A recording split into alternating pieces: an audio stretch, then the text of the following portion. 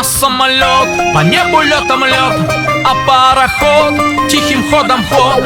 А мы едем в соседнее село на охот.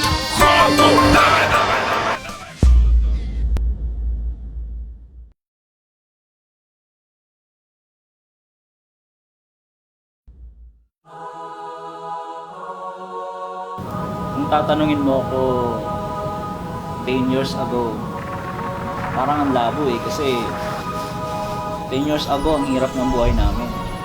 Kasi 500 pesos, naalala ko pa, pinagkakasya ng mother ko yon sa isang linggo. Ako nga pala si Brian Bibe, tubong Bicol, 30 years old, and isa po ako sa mga pinakabatang naging successful sa AIM Global.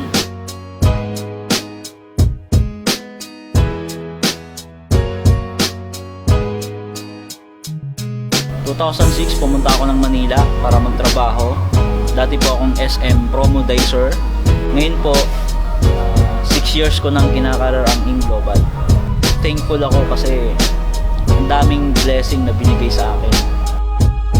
After 5 months doon in Global, I got my first car.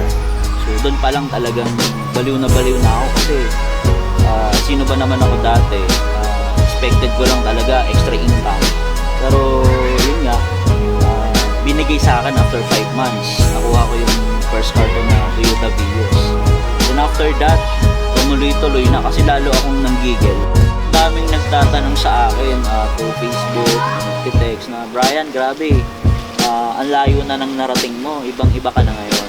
Actually, para sa akin naman, pantay-pantay naman lahat ng tao. Kumbaga, kung nakaya ko, I do believe na kaya din nila kasi pare-paras lang naman tayo tao. Kaya lang, nagkakaiba lang tayo sa paniniwala. Kasi ako, kumbaga, nag-start ako sa AIM Global. Naniwala lang talaga ako na kaya ko marating kung ano yung narating ng ibang tao.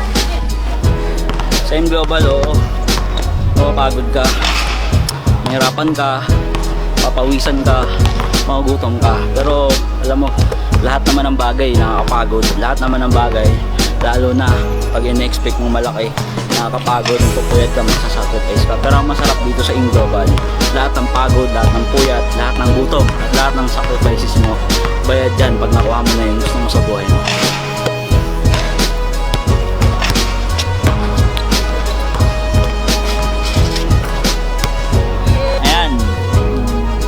Nakilala nyo na kung sino ko, nakita nyo na kung anong narating ko.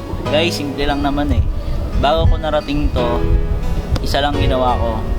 Una, nangarap ako para sa family ko, at the same time para sa akin. Alam ko naman kasi lahat naman tayo nangangarap at lahat natin to gusto. Kung gusto mo rin yung narating ko, pero alam ko gusto mo naman talaga to okay? So, simple lang. Unang-una, mangarap ka rin. Sunod, subukan mo. Kasi isa sa mga natutunan ko na hanggang ngayon hindi ko nakakalimutan, pag may isang bagay na gusto mo, wala kang ibang dapat gawin, subukan mo. Lalong-lalo na kung eto yung magpapabago ng buhay mo at buhay ng pamilya mo. Napakasarap kasi pinatutulungan mo sila, nabibigay mo yung pangangailangan nila. Kaya guys, sana magkita-kita tayong muli on top. And on that note, God bless and to God be the glory.